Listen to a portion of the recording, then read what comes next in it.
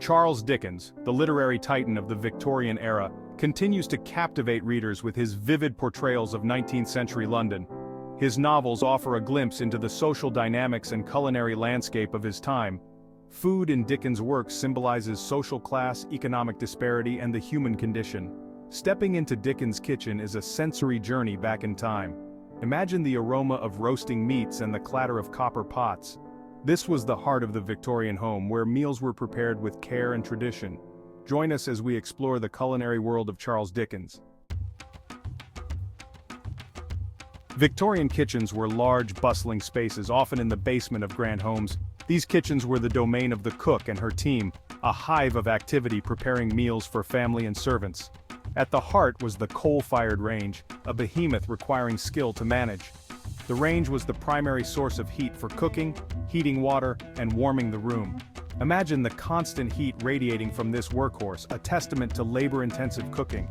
Copper pots gleamed, while earthenware crocks held preserved fruits and vegetables. These kitchens showcase the resourcefulness and resilience of Victorian cooks, creating masterpieces without modern conveniences. The Victorian kitchen was a treasure trove of specialized tools and gadgets, each serving a specific purpose in the creation of elaborate meals. These tools, crafted from materials like copper, cast iron, and wood, were built to last and were often passed down through generations. One essential tool was the mortar and pestle, used to grind spices and herbs, releasing their aromatic oils and enhancing the flavor of dishes. The rolling pin, another kitchen staple, was indispensable for shaping pastry dough for pies, tarts, and other baked goods. Imagine the rhythmic thud of the rolling pin against the pastry board, a familiar sound in the Victorian kitchen. For preparing meat, there were cleavers for chopping, skewers for roasting, and mincers for creating ground meat mixtures. Copper pots of various sizes simmered on the stovetop, used for making soups, stews, and sauces. Each tool played a vital role in the culinary orchestra of the Victorian kitchen. These tools, though simple by today's standards, were essential for creating the elaborate and flavorful dishes that graced Victorian tables. They stand as a testament to the ingenuity and craftsmanship of a bygone era.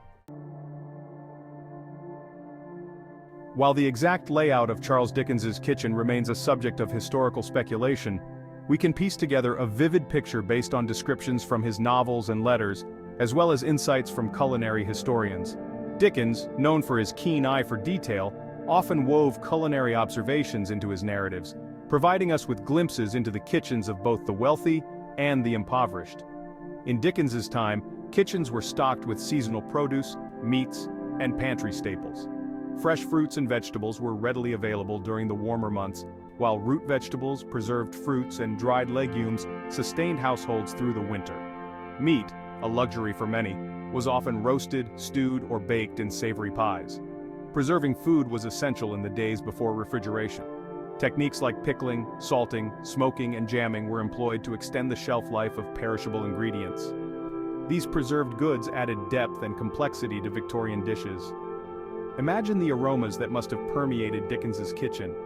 The sweet scent of baking bread mingling with the savory notes of roasting meat and the tangy aroma of pickles and chutneys. Traditional Victorian fare was a reflection of the era's social hierarchy, with distinct differences in the diets of the upper middle and working classes.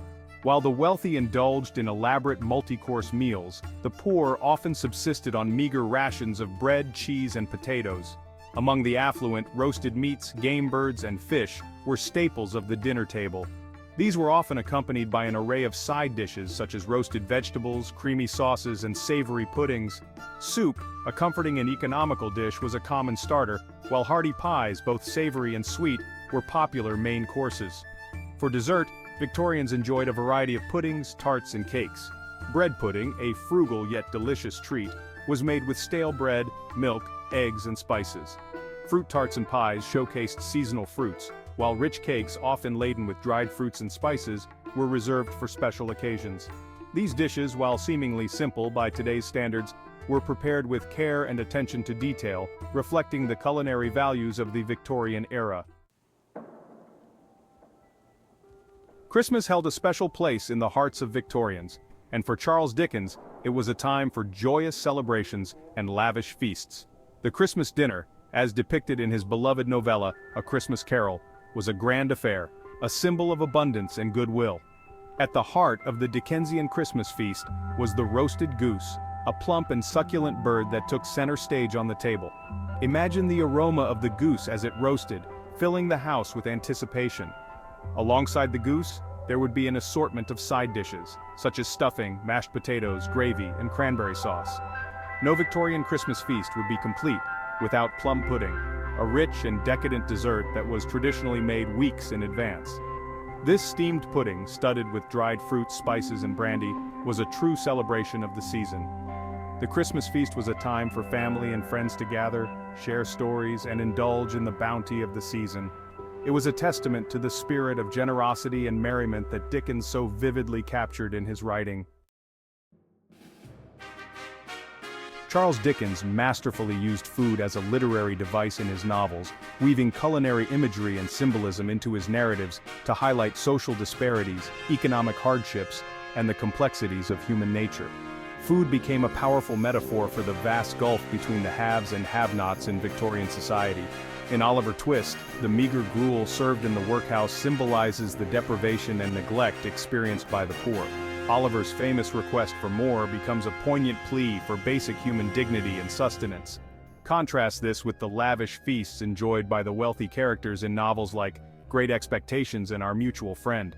These opulent meals, laden with exotic ingredients and served with an air of extravagance, underscore the stark contrast between the lifestyles of the rich and the poor.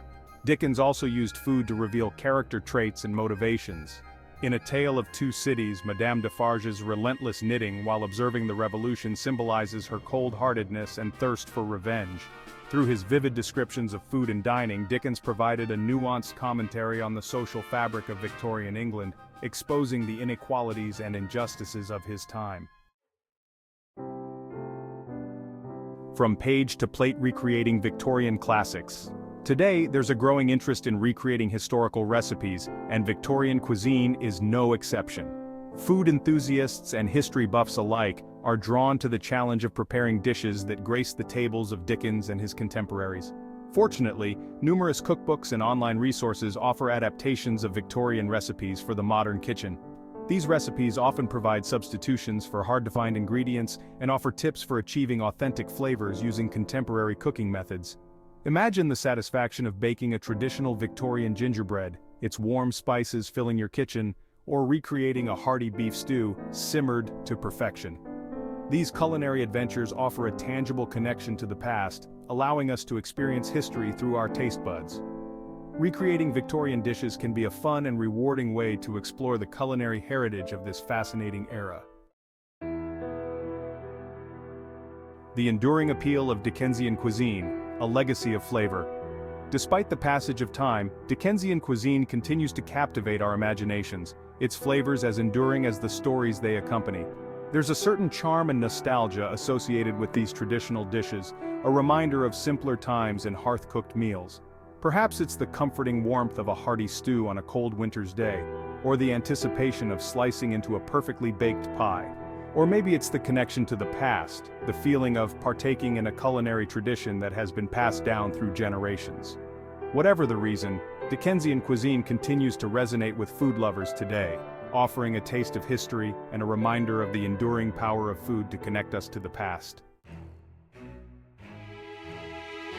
Conclusion: an invitation to explore Victorian gastronomy. As we've journeyed through the culinary world of Charles Dickens, we've uncovered the kitchens, recipes, and dining habits of Victorian England. We've explored the symbolism of food in his novels, recognizing its power to reflect social realities and illuminate the human experience. We invite you to delve deeper into the fascinating world of Victorian gastronomy. Explore traditional recipes, experiment with historical cooking techniques, and discover the stories behind the dishes that grace the tables of Dickens and his contemporaries. Let the flavors of the past transport you back in time and allow yourself to savor the rich culinary heritage of the Victorian era. A call to action. Share your culinary adventures. We'd love to hear about your culinary explorations. Have you ever tried your hand at a Victorian recipe? What are your favorite Dickensian dishes? Share your experiences, recipes, and photos with us on social media using #Dickensian Dining. Let's create a community of food enthusiasts passionate about preserving and celebrating the flavors of the past.